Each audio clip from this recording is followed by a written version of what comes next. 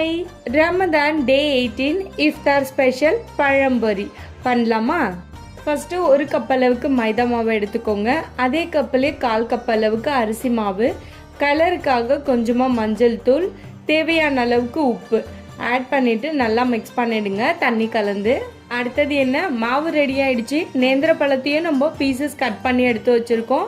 எண்ணெய் நல்லா சூடாகிடுச்சு. கட் பண்ணி எடுத்து வச்சுருக்க பழத்தை மாவில் டிப் பண்ணி ஒன்று ஒன்றா பொரிச்சு எடுத்துக்கலாம். ஃப்ளேமை மீடியம் ஹைன்ற ரேஞ்சிலே வச்சு நம்ம பொரிச்சு எடுத்துக்கலாம். மீதி இருக்க பழத்தையும் இதே மாதிரி நான் பொரிச்சு எடுத்துக்கிறேன்.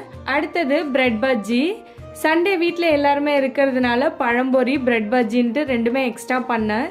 நான் இங்கே கிச்சனில் பிஸியாக இருக்கிற டைம் பார்த்து என் பொண்ணு எனக்காக ஒரு டிஷ் பண்ணிக்கிட்டு இருக்கா. நம்ம பண்ணுறதை பார்த்து அவளுக்குமே அம்மா நோன்பு இருக்காங்க, நம்ம ஏதாச்சும் ஸ்பெஷலாக பண்ணி கொடுக்குறோன்ட்டு அவளால் முடிஞ்சது பண்ணியிருக்கா. நான் இஃப்தார் பிளேட் ரெடி பண்ணும் போதெல்லாம் அவள் இருந்தான்னா எனக்காக ஏதாச்சும் ஒன்று அவள் ரெடி பண்ணி செஞ்சு கொடுத்துருவா.